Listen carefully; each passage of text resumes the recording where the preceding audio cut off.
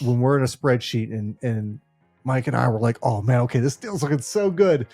Oh wait, we didn't get to this sale just yet, right? Like we got a little too excited. You're seeing the great cash on cash. You're already saying, man, this is going to be an amazing IRR. Yep. And then it's like, oh, let's finish these 5 other sales here. And then before you know it, like, huh, we're only negative 30,000 a month. Right. You know, it's like, man, but those little factors that you had to count on, like it's exponential as you grow in units that you have to account for each one of those units for.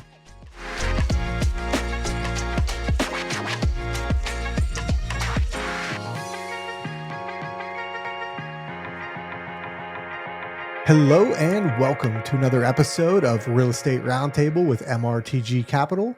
My name is Tom Goodge, and as always, I'm here with my friend and business partner, Mr. Mike Rohm. How's it going, brother? Doing fantastic. How you doing? I'm doing great, man. Doing great. Excited to be here with you once again.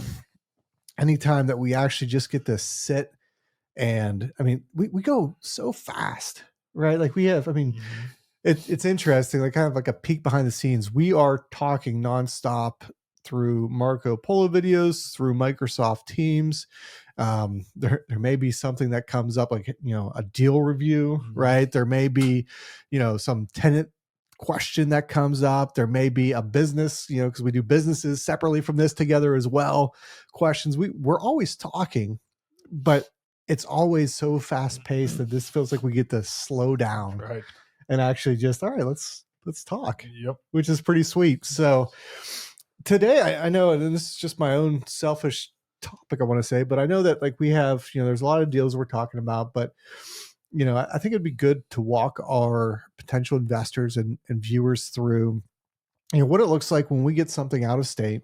You know, we've talked about the benefits of out of state previously, but like what that looks like more from we're about to come under contract, and now we have to think logistically, property management, right? Because that's the one that, you know, we've talked about a little bit, but I think it needs a little bit more peeling back as it relates. What are the details there, like for an investor to understand? Because it's the one thing that they know they don't like, right? Yes. Okay, why am I not actively doing this? Because I don't want tenants, I don't want to deal with toilets and turnover, those things, right?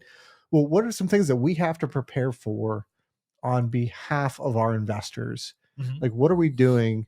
We're getting under contract. We're moving forward. What's some things that we have to prepare for from the property management standpoint? Yeah. So really, you got to have people in place. Like that's people, workers, whatever it may be, just in certain aspects in place. So, you know, one scenario, once we purchase it, and it depends. Are renovations going on? Are units vacant? Do we have to have turnovers done on those? Like the motel conversion that we did, we couldn't move people in because at that time we were supposed to need sprinkler systems. That's right. So we couldn't move folks into those units knowing, hey, they're going to be removed to have a sprinkler system installed. We had windows going in. So really, it depends what's happening first. You know, if it's a turnkey apartment building, a couple units are vacant and they're ready to rent. At that point, what we would do is, for part of the property management, we would start showing the apartment. Well, actually, before that, we would put people in place who can show the apartment for us, do that work, do that labor, you know, be on site, however it may be. So, you know, finding those employees, we were fortunate enough to find people who lived in the complex that we employed to keep them there. You know, they were on site and able to show the apartments. Yeah, absolutely. I mean, that's a big thing, right? Like when we are first looking at a property, obviously, you know, we need to make sure that there's a tenant backlog, right? There's enough in place as it relates to businesses and actual bodies, right, to actually support the building in and of itself. That's first and foremost. We've accomplished that. Awesome. Now it's all right. How do we actually get cheeks and seats, and also to keep cheeks and seats that are there, and finding people? It's a lot easier said than done to find the right person who is good at evaluating people, right? Because that's something that we can't, you know, we don't scale over thousands of units as it relates to reviewing. Like we still do background checks and reviews, but that is something when you're going to, you know, as you're scaling out, you need a person. And that's part of, you know, when you're looking at underwriting and you look at a deal, part of that you'll see that there is a budget for advertisements, Correct. marketing. You'll see a budget though for payroll. Mhm. And that payroll specifically comes to specific people in specific areas. And one of those being, hey, we need a physical person that can review the applications that are coming through, be able to Correct. talk. But then, as you were just hitting on, more importantly, show the unit, Mhm. because that's something that, especially when we're purchasing out of state, you know, you can't have us reviewing deals for you and doing other things and also then showing hundreds of tenants Right. each room. We need a person for that, or people to do Right. that. Well, I think you touched on it too. It's getting the right people. So how we were fortunate enough in that motel conversion, we were going up to do the work on that unit. So that was specifically what we were doing. We were talking with tenants every day. We were doing certain things, and we said, "Hey, do you know anybody in the area, property management company, or people who would be interested in that?" And fortunately, Dave and Carolyn, talking to him, he's like, "Well, I used to own a motel, and they're tenants. They were tenants." Mhm. And he's like, "I used to own one. We sold it because we wanted simpler living, so that they sold their asset to move into here." And they're like, "We would be willing to do that. We'd pretty much do it now, anyways, for the current owners." And that was a good relationship that we had, even just being up there talking to them all the time. They would come out while we were running back and forth to do things and just have Two conversations. amazing people for Yeah, sure. absolutely. So it's like we had a good vibe from them, anyways, and knew they were responsible, alert, on it as it was. And we said, "Hey, let's give it a try. Let's see how it goes. Mhm. See if that's really what you want to do." Because again, they were doing that. They sold that complex and just wanted minimalization. So to jump back into it, we wanted to make sure that was a good fit for them as well. And they've just been killing it ever since. They're doing great, but it's finding the right people, building those relationships with these folks, and that's what it is. It's having a good feeling about them and what they were offering. Because they're an extension of us and a representation of us, so we have to be aligned in the goals and how we treat other tenants and everything. So they fit that bill, because sometimes you find landlords and property managers who, don't, they portray their own feelings or whatever it may be on others. But again, that's the They lack the professionalism that correct. it's required. It is a Yep. business, right? Right. Because at the end of the day, we want, obviously, for the tenants who are our customers, right, who are ultimately driving the revenue for you, our investors, we want to make sure that they have an amazing experience, right? Mhm. We're not only just filling a need for Right. providing affordable housing. In addition to that, obviously, we want to make sure that they're well taken care of, and Correct. that the representation that we have that is meeting with them on site Yep. is one that is providing them a good experience. Because just like at a job, right? Like where they say the number one reason why someone leaves their job is because they have management that does not portray probably the values Correct. that the company would like Mhm. to the employee that's underneath of them. And the same can be said that if you have a property manager who is your point of contact, right? They're there obviously in the very beginning to make sure that you're a right fit for the complex. But in Mhm. addition to that, then as needs arise, they're your point of contact. Mhm. And if they're not providing an enjoyable experience or a Right. professional one at a bare minimum, Right. then would you want to be there going forward? This is their home. You should feel comfortable in, Mm-hmm. everything. So this is the tenant's home base, everything. So they should be comfortable, secure, safe, and have a good experience with their neighbors, property management, people on site. So it's absolutely very important to, you know, be an extension of us. When we look at this from an investment standpoint, right, and why this is so critical when you're choosing the right team members here, every time somebody comes into that unit and then leaves for whatever reason, there's a cost associated with that, right? If you're not having somebody handing over money to cover electric, to Mhm. cover, everything that is represented in that empty unit, that is lost revenue and then lost additional profit for you, the investor. So it's incumbent upon us to find the best person to give the best experience, to Mhm. find the right person who will be a fit to begin with, and then also make it so that they want to stay and sign another lease Correct. and sign the Yep. next one, and be like, well, why would I want to leave? This is an amazing experience. Right. That's one big component of that. What's another one then? So obviously who we have on site from that Mhm. perspective is huge. What's some other components that we have to solve for to make sure that it's a solid investment?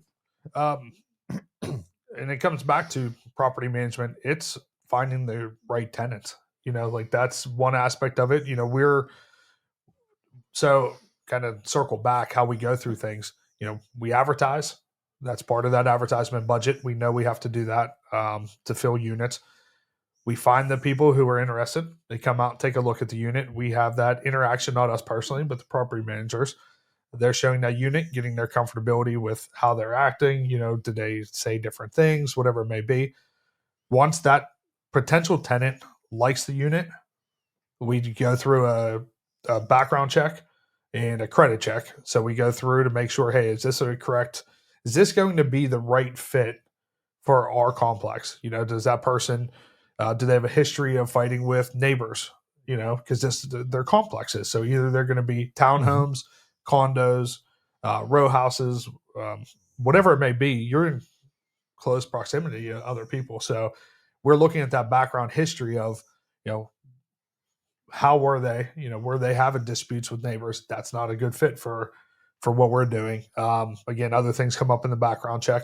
The credit check, do they make enough income to pay this? Are they going to pay their bills? If someone's making $600 a month, how are they going to pay a $650 rent? Yes, and it depends on what utilities are included, not included, but do they have enough income to pay us? What are their debts? Do they have a car payment? Do they have school loans? All that goes into their income minus out the what the rent is. So it's a math equation. Absolutely. A very, very standard math equation across the board, because obviously we can't discriminate against anybody needing a housing. Right. But at the end of the day too, there is a little bit of art to it in terms of being able to see from the background check just that the finer points. Like, hey, is this going to be somebody who ultimately will cause a bad experience for 49 other people? Exactly. If they're in here. Yeah. Are they making it an unsafe environment for others for how they are? So again, it just depends. Now, if they have housing assistance from counties, sometimes the housing will pay 100% of their income, or I'm sorry, 100% of the rent. Sometimes the housing says, nope, they got to pay $50 a month no matter what. They might have zero income. They got to pay $50. But again, it comes down to a math equation. But our job, the property manager's job, is to make sure that we are picking out, screening properly and getting those right tenants who are right for the apartments. And again, that's showing a 2-story, say we're showing a 2-story unit and someone's wheelchair bound. That's probably not the right fit for them. So we show them, units that are more suitable to their needs, so, or custom fit them to however they need to be. So again, having that right tenant for that investment is very important. It's key. And I would say equally important, and it's funny, right? Because it's always like the butt of the joke, right? When you talk about toilets and fixing toilets and things of that nature. But you would be amazed in today's world how hard it is to find a good plumber. And that is one that, you joke like, hey, I don't want to fix toilets. Nobody apparently wants to fix toilets. And I just want to call that out there. If there's anyone watching that is like saying, man, I'm trying to figure out what I want to do with my life, I want to say, go be a plumber. Yeah. It is a wide open market right now for you to just crush and literally. But that's something that we have to look at too when we're looking at, especially out of state, how we can't just say, hey, we found Joe who is a plumber and say that our mission is accomplished, right? Because at the end of the day, it's a saying for a reason, right? Like, hey, I don't want to fix toilets. Toilets break. And at your house, a toilet may not break often, but when you have 50 houses, right, that are essentially under one roof in this multifamily place, or 100 or 120, whatever it is, things will break. And obviously that is then one of the whole reasons why you want to go rent is because, hey, I don't want to do this myself either. I want to be able to call somebody. I mean, we're in a generation now that, hey, renting is a common thing. It's not even, hey, I rent because I have to. It's I rent because I want to. Right. And then one of the things is, hey, I want to have, when I call up, to Consistent Efforts Property Management, you're going to have someone to come fix my toilet. So that's something that we have to look at.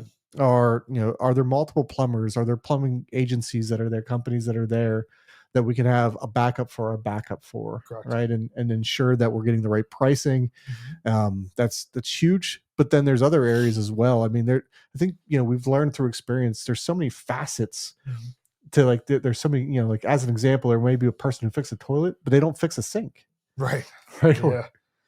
Or they want the big work, or, we've ran into that where, we had somebody come out for a toilet and they're like, yep, we do it right here. We do it to the bottom of the toilet, and then that's it. You got to call somebody else. Or, hey, that's under the floor. That's big work. We don't do that. We don't want that. We just want we want to put a faucet on and walk away, and we don't deal with the toilets. We only do the faucets or sink drains. And again, we had a line break outside, and they're like, yep, that's this other people. And we called those people, and they came and replaced, I think, 20 or 30 foot of pipe. And then we said, hey, the one toilet's having issues inside while you guys are there. Can you take a look at it? Nope, that's inside. We don't do it. And it's like, like, holy cow. Yep. But the little things that you wouldn't think about, and why, you choose to be a limited partner, right? And to passively invest. These are all the little things that we joke about and everything, but we do absolutely love, right? Like all of the nuances, all the facets, right? That's like one thing. Someone, like, we've got asset before. It's like, why do you want to be a general partner? Why not just be a limited partner and invest in someone else's deals? It's like, well, we actually love this stuff. Yeah. I mean, they're little puzzles to solve for. It's like, Right. I didn't realize we needed to find a person for this specific facet of it. Right. I thought you would do it all. Like, what? But it's fun though. Well, and kind of like you mentioned, there's not people who do it all. So whenever we're screening for people on our team and the property management side, that's what goes into it. Hey, can they go in and maybe change a light switch? Or, they can definitely do batteries in the smoke and carbon monoxide detectors. Can they do, change light bulbs? Because you'd be surprised. There's people who can't do that. So it's great to have that on our team.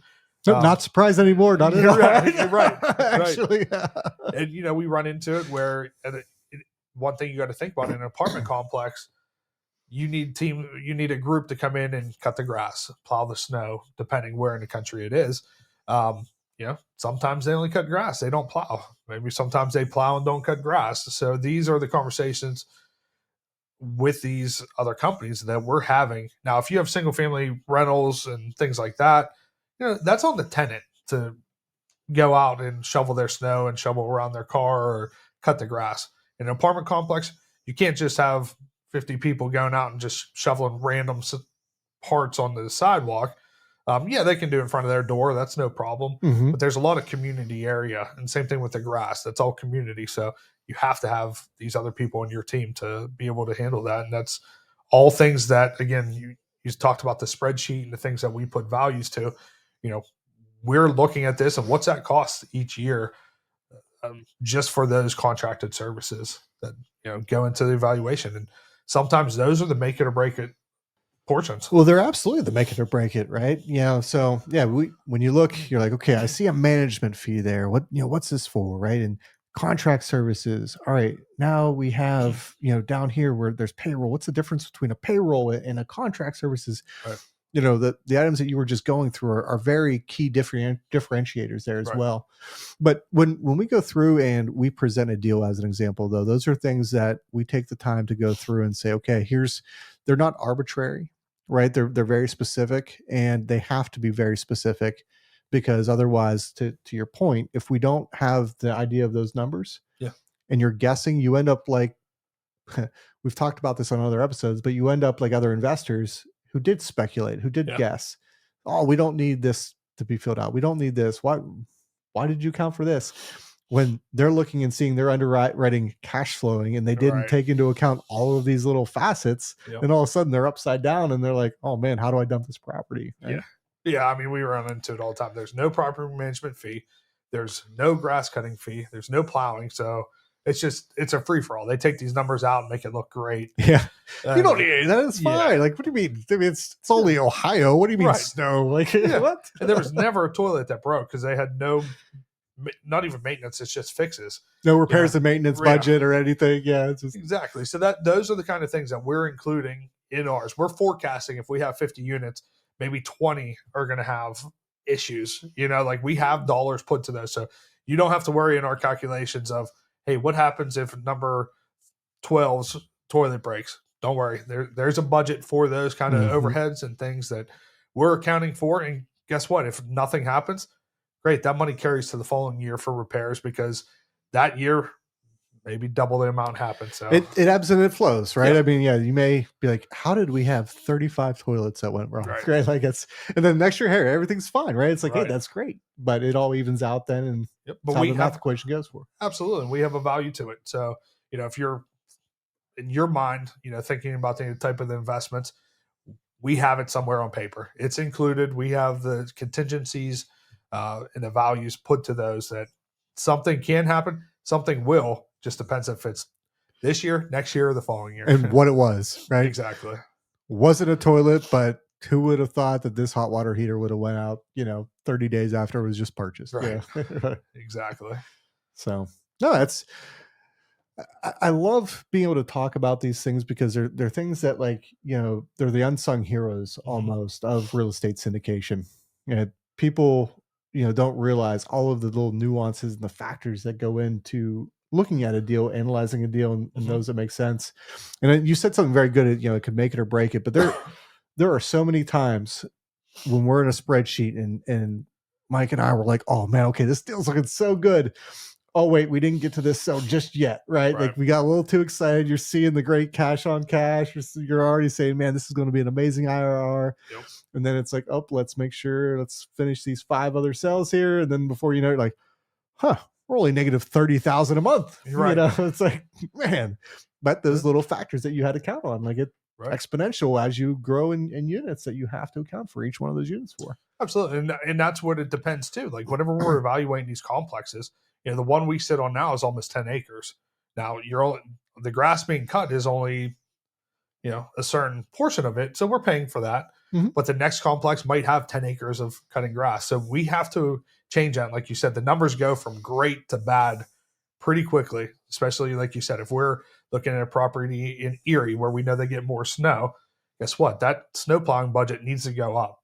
And that changes these evaluations. And you can tell geographically in what the geography of that piece of property looks like. I mean, there's other ones that we take the grass cutting budget down because it's all parking lot. Yeah, it's all concrete, awesome. And others, it looks like an amazing college campus, right? And you're like, all right, wow. Not only we have to factor in a lot of shoveling and or snow blowing in these areas and plowing over here for the parking lots. Now it's like that grass and just how they have that maintained. It's like, wow, that's great. Oh my gosh. Well, and that's if you look at one of a complex that maybe we're evaluating in Florida, there's no grass, all concrete. Guess what? They're not getting snow, so we don't have to budget. So those numbers might look really good because no grass to cut, no snow to plow, all concrete. We're good. Then your insurance number though goes through the roof, and the number just shifts somewhere. Exactly. Like you said, that's the whole evaluation where we're around here. On a complex, anywhere from 10 to 20,000 for insurance. One we ran into, their insurance right now is 400,000 a year. Not even in a flood zone. So. We're still making offers. Don't get me wrong.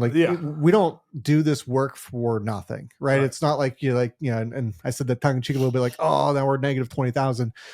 Your offer price will get to where does it make sense? Yeah.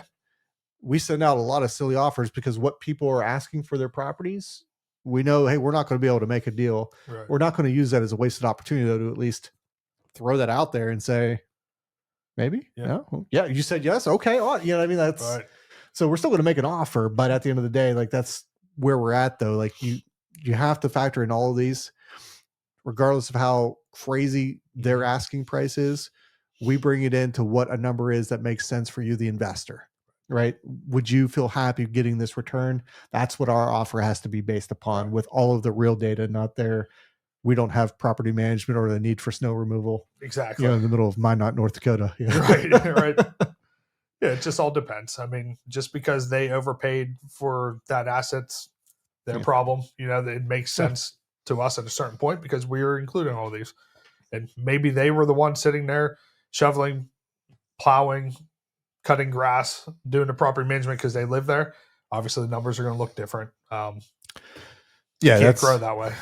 Yeah, you're going to your own salt mine to Right. get the salt and bring it, hauling it over Yep. in your family truck, and that's a negative. So, no, but all good. That we're excited to be able to present you with some deals that we're working on. We're so excited about what's in the pipe, and just when we get to talk and meet with you and be able to show those of you who are our investors, right? These are 506B deals, which means in the Security and Exchange Commissions, that has to be a pre-existing relationship, and that means you, the potential investor, have to reach out to us, or we are reaching out to you, and actually we have to understand what you're looking at and understand what it is are your investing goals, what your situation is. And when we have that pre-existing relationship, then we have the ability then to share some of these deals with you, and we will nerd out all over you for all of the details and everything that went into it, so then you also can feel comfortable, like, hey, this is a good deal. We feel that all of our bases are covered. Absolutely. And that's really what we're giving here. We're giving you, sometimes it's scary to reach out and talk to people. That's why we want to give you some information about how we're evaluating these properties, so you're not so nervous about it. We do this all the time, back and forth talking. We're just trying to somewhat brain dump so you guys can hear, how do we look at these properties? How are we evaluating them? What are we looking? How much detail do we go into? We get down into the weeds, and worst case scenario is how we look at things. Like we said, we're evaluating properties at today's rates. We're hoping interest rates are going down next year. But today it's current state. So that's we how underwrite we not on hope or tomorrow. We Right. underwrite on what it is today. Exactly. Not what it was a couple months ago. So how we look at things, and that's the information we just trying to portray here, is Absolutely, so you guys know what it's like. And if you do want to reach out, if you are a potential investor, you want to learn more and set up a one-on-one with us, invest at mrtgcapital.com is our email address. That's probably the easiest way to get a hold of us. Invest at mrtgcapital.com. Or you can go and just check out our website as well, mrtgcapital.com. And there's an investor portal there that you can just fill out the information, send it on over, and we'll get a call set up with you. So, or give us a call, 724-264-8989. No big deal there. Awesome. Well, hey, as always, thank you for tuning in. Stay invested and stay informed. Until next time, thanks everyone. Thanks, everyone. If you would like to connect, please head on over to mrtgcapital.com and request time to meet with us to answer any questions you may have about real estate investing through a syndication. We partner with small groups of investors just like you, and we're always reviewing deals that could be of interest to you.